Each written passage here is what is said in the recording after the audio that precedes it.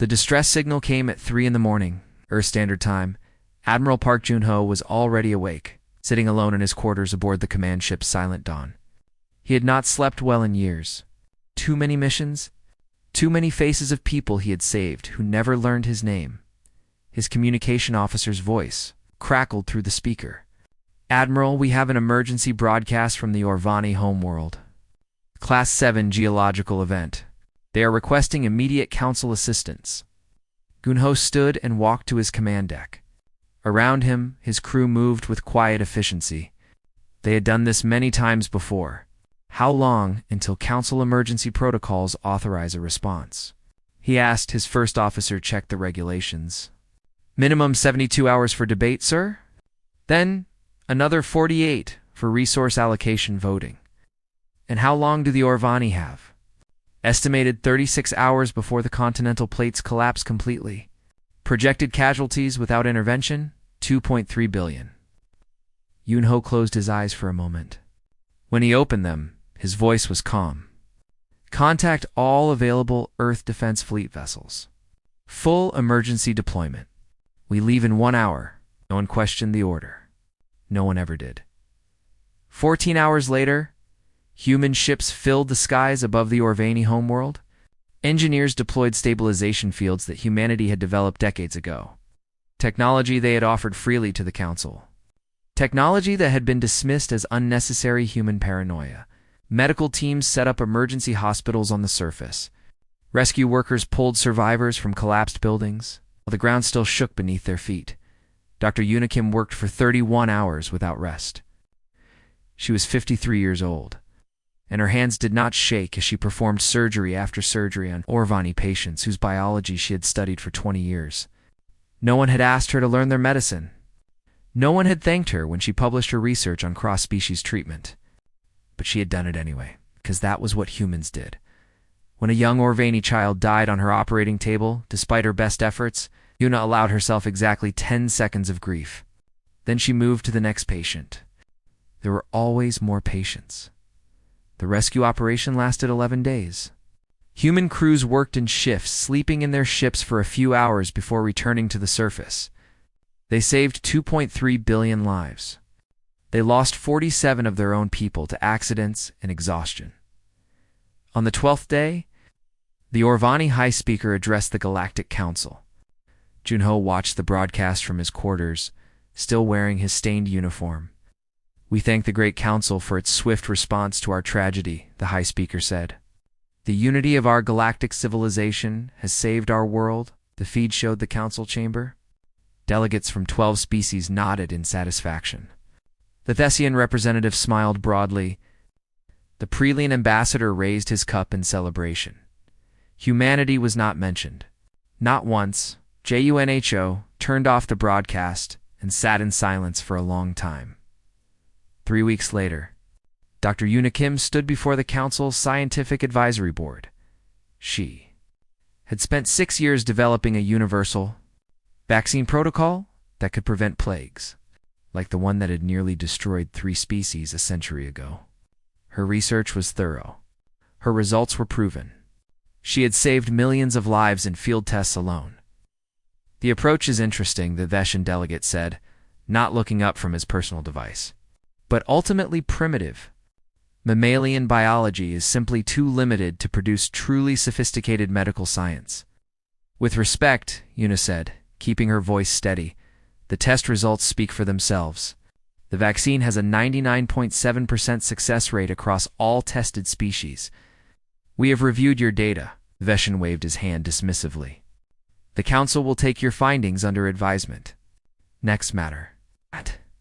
Her research was filed away in an archive that no one would ever read. Yuna walked out of the chamber with her head held high. She did not cry until she reached her ship. Even then, she kept her sobs quiet. Humans had learned long ago that showing weakness only invited more cruelty. That same month, Ambassador Kong Minho attended the Council's annual trade summit. He was 64 years old and had served as Earth's representative for 22 years. In that time, he had negotiated 17 peace agreements, mediated countless disputes, and asked for nothing in return except basic respect. He did not receive it. The new trade routes through the Velen corridor will be restricted to established species, High Arbiter Mila announced. Junior members of the council may apply for limited access permits. Minho raised his hand. Earth has been a council member for 200 years. Our merchant fleet has a perfect safety record. Surely we qualify for standard access. The Prelin delegate laughed. It was not a subtle sound. Several other delegates joined him. 200 years is nothing, the Prelian said. My species has been spacefaring for 40,000 years. Perhaps when humanity has truly matured, we can discuss equal treatment. High Arbiter Mila smiled thinly. The decision stands. Next matter. Minho did not argue. He had learned that arguing only made things worse. He sat quietly through the rest of the summit, taking notes that no one would ever read, recording objections that no one would ever hear. That evening, 3 humans met in a small garden on Earth. Admiral Junho, Dr. Yunakim, and Ambassador Minho sat on simple wooden benches beneath a cherry tree that had been growing for 300 years. None of them spoke for a long time. Finally, Yuna broke the silence. I saved 40,000 Orvani children last month. Performed surgery for 31 hours straight. Do you know what the Orvani ambassador said when I passed him in the corridor yesterday? Nothing, Junho said quietly. He asked me to move aside because I was blocking his path. Minho looked at his hands. They were old hands, weathered by decades of service. I have given everything to this council. My youth, my health, my belief that patience would eventually be rewarded. He paused. I am not certain I believe that anymore. Junho watched the cherry blossoms fall. I have buried 47 crew members this month. Good people. People with families. They died saving Orvani lives. His voice remained calm, but something hard flickered behind his eyes. The council sent a bill for the fuel we used during the rescue operation. The 3 of them sat in silence as the sun set over Earth. Something passed between them, an understanding that did not need words. They had carried burdens for 200 years. They had given everything and received nothing. Patience, they were beginning to realize, had limits, and those limits had finally been reached. The colony ship Morningstar was carrying 3,000 human civilians when the Prelian warship opened fire. There was no warning, no demand for surrender. The weapons simply fired, and 3,000 people, families, children, elderly passengers traveling to visit relatives on distant worlds, died in the cold vacuum of space. Captain Sujin Lee arrived at the debris field 4 hours later. She was 41 years old, and she had commanded Earth's border patrol fleet for 15 years. In that time, she had documented 847 violations of human space by Council species, ships crossing without permission, illegal mining operations in human territory, harassment of human merchant vessels. She had reported every single incident to the Galactic Council. Nothing had ever been done now. She floated in her command chair, staring at the wreckage of the Morningstar. Her crew worked in silence, recovering bodies and personal effects. A child's toy drifted past her viewport. Sujin watched it spin slowly in the darkness and felt something inside her grow very cold. The council hearing took place 3 days later. High Arbiter Mila presided over the session with her usual expression of bored superiority. The Prelian ambassador sat calmly in his seat, showing no concern whatsoever. The incident has been thoroughly investigated, Mila announced. The Prelian vessel experienced a navigation malfunction that caused an accidental weapons discharge. This is an unfortunate tragedy, but no criminal action occurred. Ambassador Minho stood slowly. His voice was quiet but carried through the chamber. 3,000 of our people are dead. Families, children. And you call this an accident? Navigation malfunctions happen, the Prelian ambassador said smoothly.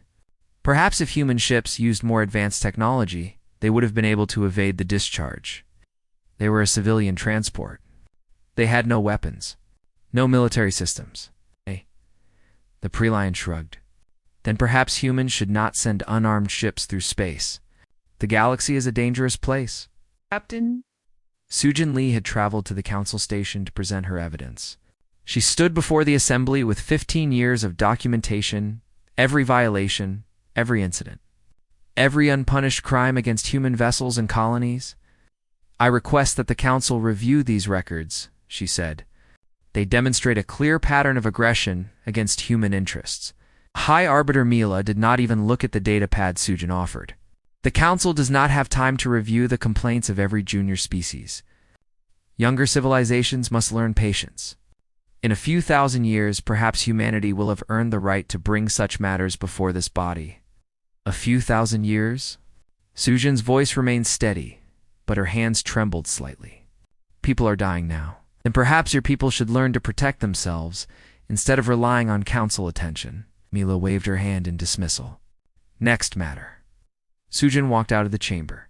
She did not speak to anyone. She returned to her ship and sat alone in her quarters for 3 hours. When she finally emerged, her face was calm and her eyes were empty in the Kalari system. Human scientists made a breakthrough. For centuries, deadly radiation storms had made 3 planets uninhabitable. Dr. Yuna Kim led a research team that developed shielding technology capable of neutralizing the storms completely. The discovery would save billions of lives and open vast new territories for colonization. Humanity offered the technology freely, as they always did. They asked for nothing in return. Elder Vorith of the Shan delegation responded to the offer. This technology was developed using council resources, he declared. All research data must be surrendered to the council immediately. Humanity may not retain copies. We developed this on our own, Yuna said. Using our own funding, our own scientists, our own facilities. You are a council member species. Everything you create belongs to the council. Vorith's tone was final. Surrender the data or face sanctions. Yuna looked at him for a long moment. She thought about the 31 hours she had spent saving Orvani children. She thought about her research being dismissed as primitive. She thought about 3,000 dead civilians floating in the darkness of space. No, she said. The chamber fell silent. No one had ever refused a council demand before. You dare, Vorith began. I dare. Yuna's voice was soft but absolutely firm. We gave you medicine. You threw it away. We saved your worlds. You forgot our names. We buried our dead. You laughed. She gathered her materials. Keep your sanctions. We will keep our technology.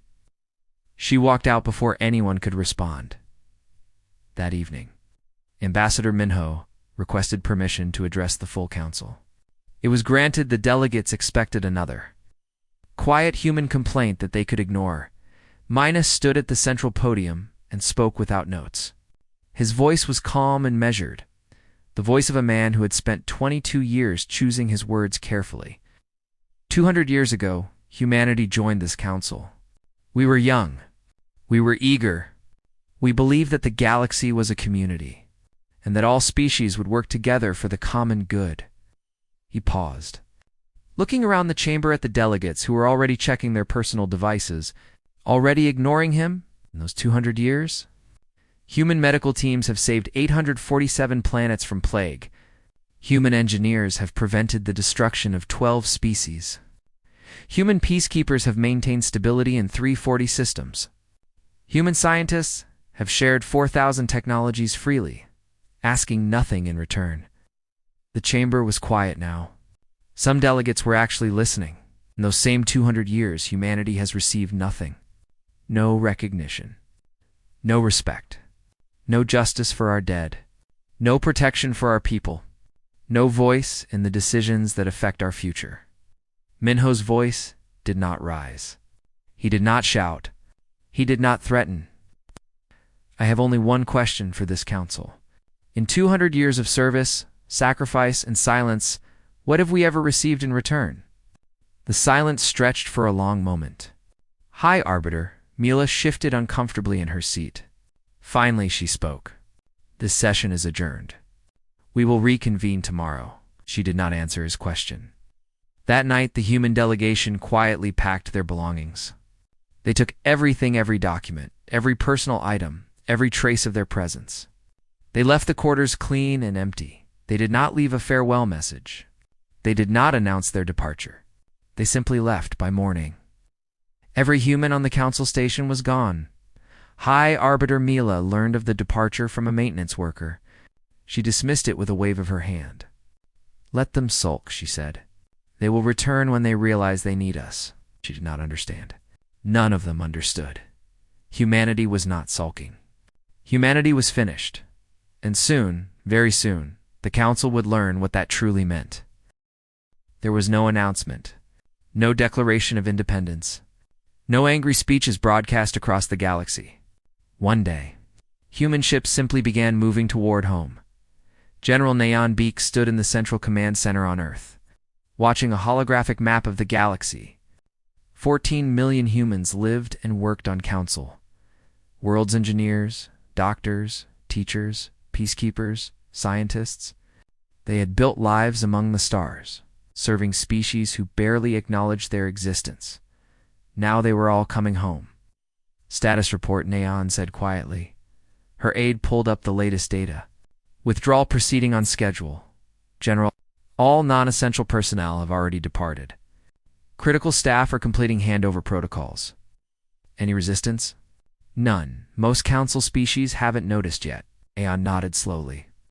That was exactly what she had expected. Humans had always been invisible to the council, useful when needed, forgotten when not. It made sense that their departure would go unnoticed. 2. She had issued only one standing order to all departing personnel. "Leave everything better than you found it," on the Theshan colony world of Vendra. Human engineers spent their final week repairing infrastructure that had been neglected for decades. They fixed water systems, upgraded power grids, and documented everything for the local workers who would take over. The Theshians had never asked them to do this maintenance. They had simply expected it to be done. "You're really leaving?" asked a young Veshan technician, watching the humans pack their tools. Engineer Deho Park smiled sadly. "We are, but who will fix the reactors when they malfunction? Who will maintain the atmospheric processors?" Deho handed him a thick manual. "We've written everything down. You can learn to do it yourselves." The technician stared at the manual in horror. He had never considered that someone would have to actually learn these skills. Humans had always just been there. On the Orvani medical station, Dr. Yuna Kim completed her final surgeries. She had 3 patients who could not be moved, too sick, too fragile. She stayed an extra 2 weeks to finish their treatment. Even though the council had already filed sanctions against her for refusing to surrender her radiation research, "You should go," her Orvani colleague said nervously. "The sanctions, what will they do? Arrest me for saving lives?" Yuna finished her work calmly. "I'll leave when my patients are stable. Not before." Her colleague watched her with an expression that might have been shame. "I never thanked you," he said suddenly, "for all your work here. For everything you taught me." Yuna paused. In 15 years on this station, it was the first time any Orvani had thanked her for anything. "You're welcome," she said softly. "Take care of them when I'm gone." On the border patrol stations, Captain Sujin Lee oversaw the withdrawal of defense forces. For 200 years, human ships had protected council space from pirates, raiders, and hostile forces. They had never been officially asked to do this. They had simply done it because someone had to. Now they were leaving, and nothing was replacing them. "Ma'am," her tactical officer reported, "we're detecting increased pirate activity in the outer sectors. They seem to have realized the patrols are stopping." Sujin looked at the tactical display. Red dots marked raider positions, growing bolder by the day. "Not our problem anymore," she said. The words felt strange in her mouth. After 15 years of protection, it was hard to stop caring. The council hasn't deployed any replacement. Forces I know, and the pirates realize. There's no one guarding these. Routes, ... I know. Sujin turned away from the display. Helm set course for Earth. Maximum speed. Director Hejan Seo managed the economic transition from his office in Seoul. For 2 centuries, humanity had served as neutral arbiters in council, trade-mediating disputes, guaranteeing contracts. ensuring fair dealing between species who had ancient grudges against each other. The Prelians and Veshans are already fighting over mineral rights in the Velen sector, his assistant reported. Without our arbitration, they're threatening military action. Hajan continued, reviewing documents. Not our concern, sir. If war breaks out, then war breaks out. Hajan looked up. We spent 200 years preventing their wars. They repaid us with contempt. Let them solve their own problems now. On the council station, a young Orvani diplomat named Trevak noticed that the human quarters were empty. He was perhaps the only council member who paid attention to such things, who had actually talked to humans as equals, who had listened to their stories and learned their names. He tried to contact Ambassador Minho.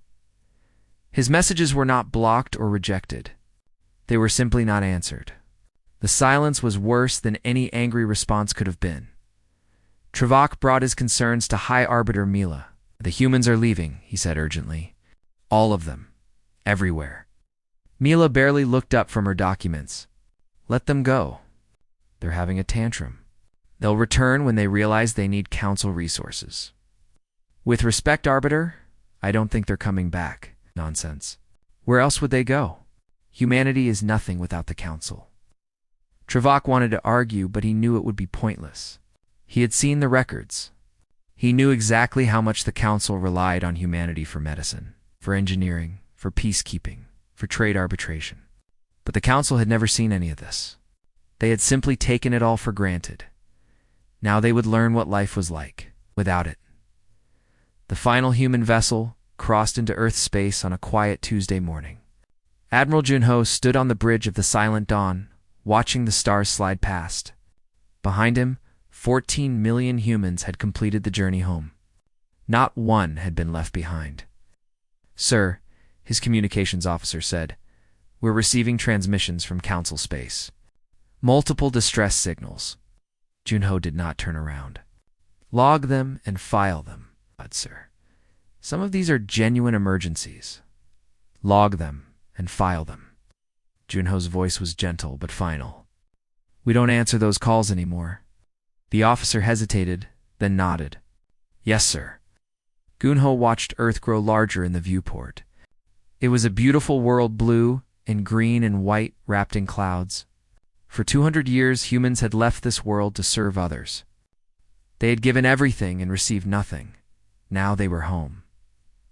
He felt no anger as he crossed the border. No bitterness. No desire for revenge. He felt only exhaustion, deep bone-weary exhaustion from 200 years of thankless service. And beneath that exhaustion, something else, relief. The burden had been set down at last. Let others carry it now. In the council chambers, life continued as normal. Delegates debated minor regulations. Trade agreements were signed. Elder Vorath complained about the quality of refreshments at the last diplomatic reception. No one noticed the silence growing in the outer sectors. No one noticed the pirates moving closer. No one noticed the old plagues stirring in forgotten corners of the galaxy. Not yet, but they would. Soon enough, they would.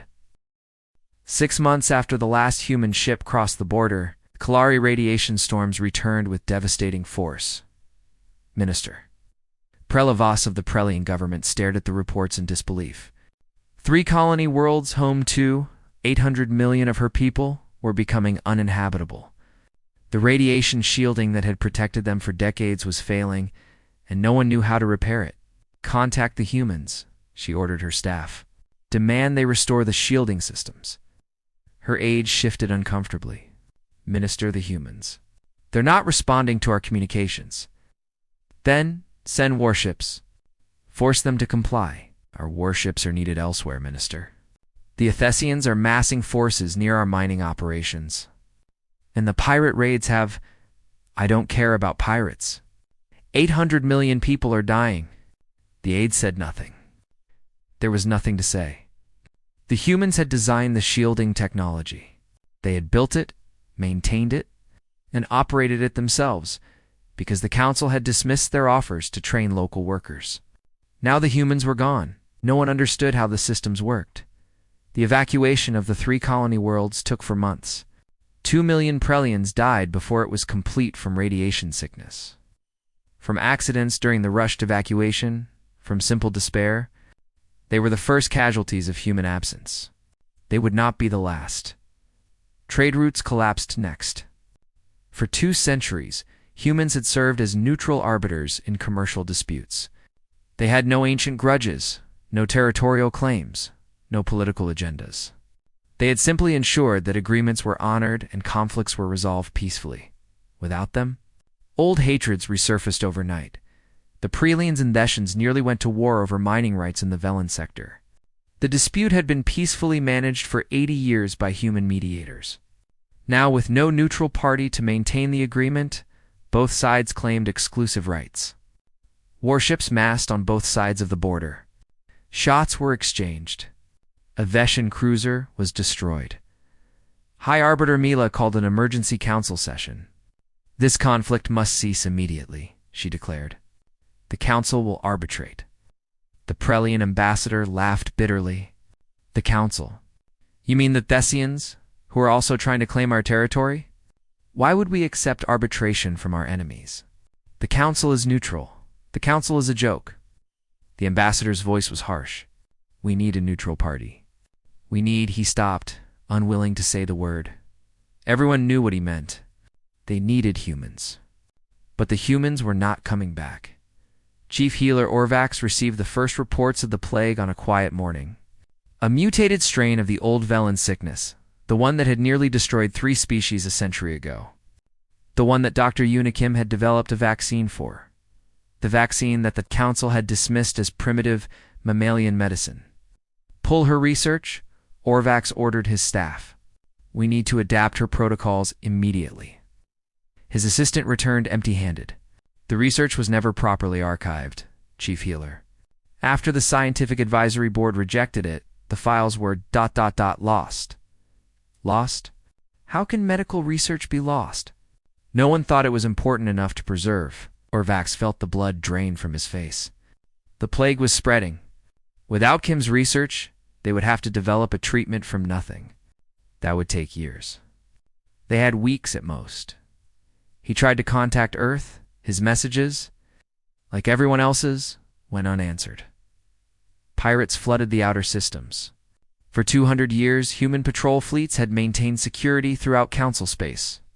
They had asked for nothing, no payment, no recognition, no authority. They had simply protected everyone because protection was needed. Now, no one was protecting anyone. The council scrambled to deploy their own defense forces, but the results were disastrous. The Thessians had not fought a real battle in 3,000 years. Their tactics were outdated, their crews untrained. The Prelians refused to coordinate with them for fear of betrayal. The Orvani had never developed military vessels at all. Why would they, when humans had always been there to defend them? Raider fleets grew bolder by the day. Merchant convoys were attacked. Colony worlds were plundered. 1 million civilians were taken as slaves in the first 3 months alone. Counselor Spivak spent his nights reading historical records. He had obtained the complete archive of human contributions to the Council, 200 years of service. Sacrifice and silence, all documented in meticulous detail. 847 planetary disasters averted. Human emergency teams had responded to earthquakes, plagues, famines, and wars, often arriving before the Council even acknowledged the crisis. 12 species saved from extinction. Human medical research had cured diseases that had been killing aliens for millennia. Human engineering had stabilized dying worlds. Human peacekeepers had ended genocidal conflicts. 340 years of combined peace maintained. Human mediators had prevented wars between species that had fought for 10,000 years. Human diplomats had negotiated treaties that still held. Today, treaties that no one remembered humans creating at the bottom of every record. The same notation, human assistance acknowledged by none. Trevok read until his eyes ached. He read accounts of human doctors working for months without sleep. Human engineers dying to repair reactors that would save alien cities. Human soldiers sacrificing themselves to protect people who would never learn their names. And then he read the council responses, the dismissals, the laughter, The contempt. He understood now. He understood everything. Elder Vorith's successor. A young Veshan scholar called Veshaprim finally read Dr. Unikim's medical research. It had been recovered from a damaged archive after weeks of desperate searching. The research was brilliant. More than brilliant, it was revolutionary. Kim had developed treatment protocols that could save millions of lives, cure diseases that had plagued alien species for centuries. She had offered this knowledge freely, and the Council had thrown it away because she was human. This hope rhyme wept. He was not ashamed of his tears. "Hi, Arbiter," Mila called another emergency session. The chamber was nearly empty. Many delegates were dealing with crises on their homeworlds. Those who remained looked exhausted, frightened, lost. "We must find a solution," Mila said, but her voice lacked its usual confidence. "The situation is temporary. We will adapt." Adapt to what? The Prelian ambassador demanded. "Our economy is collapsing. Our people are dying. Our enemies are at our gates. And you tell us to adapt? The Council has faced crises before. The Council has never faced anything." The ambassador's voice rose to a shout. "Humans faced our crises. Humans saved our worlds. Humans maintained our peace. We just sat here and took credit for their work." Silence fell over the chamber. No one could argue with the truth. Mila looked around at the empty seats, the exhausted faces, the crumbling certainty that the Council had always been in control. For the first time in her long career, she had no answers. The galaxy was falling apart, and there was no one left to save it. Far away, on a quiet colony world, Admiral Junho tended his garden. He grew vegetables and flowers, simple things that needed only water and sunlight and patience. He did not watch the news from Council space. He did not answer the messages that still arrived daily. Begging for help, he simply lived his life, peacefully and quietly. For the first time in 50 years, let them solve their own problems now. Humanity had done enough. 1 year after the withdrawal, a Council delegation arrived in Earth orbit.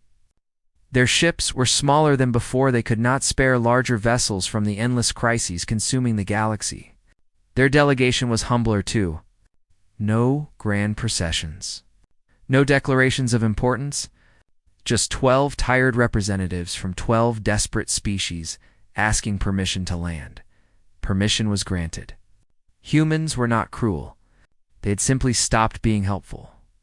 The delegation landed at a small spaceport outside Seoul. There was no honor guard waiting for them. No ceremony. No media coverage. Just a single aide who led them to a simple government building with wooden walls and paper screens.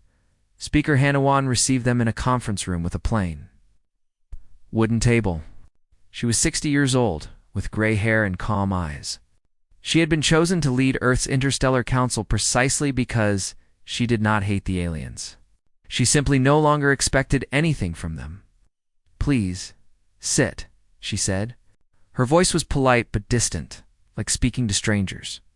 High Arbiter Mila led the delegation. She had aged terribly in the past year. The weight of failure had bent her shoulders and dimmed her eyes. She took her seat carefully, as if afraid the chair might reject her. "Speaker Wan," Mila began, "we come seeking reconciliation. The past year has been ... difficult. We recognize that mistakes were made on both sides." "Both sides?" Hannah's tone did not change, but something flickered in her eyes. "The Council may have been insufficiently appreciative of human contributions. But surely humanity's sudden withdrawal was also..." Hannah raised her hand. The simple gesture silenced Mila completely. "I would like to show you something," Hannah said. She slid a datapad across the table. "This is a complete record of human contributions to the Galactic Council over 200 years. Please find me the corresponding record of Council contributions to humanity." Mila stared at the datapad. She did not touch it. 847 planetary disasters, Hannah continued. 12 species saved from extinction. 340 years of peace maintained. 4,000 technologies shared freely. 47 million human lives lost in service to Council worlds. Please show me what the council gave us in return. The delegation sat in heavy silence. There was nothing to show. Nothing had ever been given. The Orvani representative broke first. His name was Elder Morok, and he had replaced the High Speaker who had thanked the council but not humanity for saving his world. We were wrong, Morok said, his voice cracking. We were wrong about everything. The humans saved us. They saved my entire species. And we never even learned their names. Tears ran down his face. He did not wipe them away. My people are dying, he continued. The plague is spreading. Millions have already been lost. We need Dr. Unikim's research. We need... He stopped, unable to continue. Hannah nodded to her aide. A datapad was placed in front of the Orvani elder. This is a complete copy of Dr. Kim's research. All of it. Including the work you dismissed as primitive. Morak stared at the pad in disbelief. You're giving this to us? After everything we did? We never stopped being who we are. Hannah's voice was soft, but carried absolute conviction. We still want to help. We still want to save lives. We simply stopped giving our gifts to those who did not value them. A Supreme leaned forward eagerly. Then you'll return? You'll rejoin the council? You'll know. The single word fell like a stone. We will share our knowledge, Hannah said. We will answer genuine requests for assistance. We will not close our borders or seek revenge. But we will not return to the council. We will not serve those who called us primitive. We will not bleed for those who laughed at our dead. High Arbiter, Mila found her voice. But surely some arrangement can be made. Political representation. Trade agreements. Joint defense. You want to know what we need to return? Hannah looked at her directly. You cannot give it to us. No trade agreement can restore 200 years of respect that was never shown. No political arrangement can undo the contempt we endured. No defense treaty can bring back the millions who died unacknowledged. She stood, signaling that the meeting was ending. Go home, she said. Learn to care for yourselves. When you have truly understood what you lost not, what we took away, but what you threw away, perhaps we can speak again. Until then, we wish you well. But we will carry your burdens no more. The delegation departed in silence. Some species took the lesson to heart.